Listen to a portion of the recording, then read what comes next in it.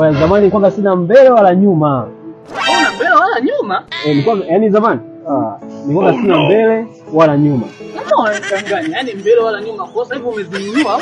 Nilikuwa sina kaka, yani nilikuwa sina mbele wala nyuma. Kwa sasa hivi unazo?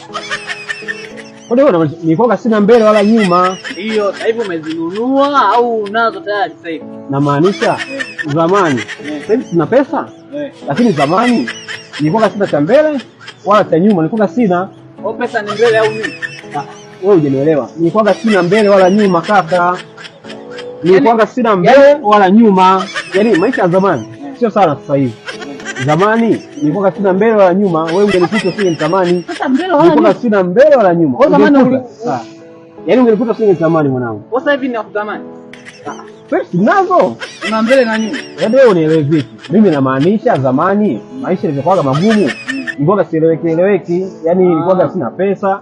Sasa hivi na pesa, yaani napomaanisha nilikuwa sina mbele wala nyuma, namaanisha nilikuwa maisha magumu, sieleweki. Tumia tu lugha nzuri jamani. Mimi zamani nilikuwa na maisha magumu, sasa hivi na maisha mazuri. Sasa sina mbele wala nyuma. Mimi mbele wala nyuma. Sasa unaona unavyonichanganya. Wewe nani ulikuwa kila unapeleka wapi?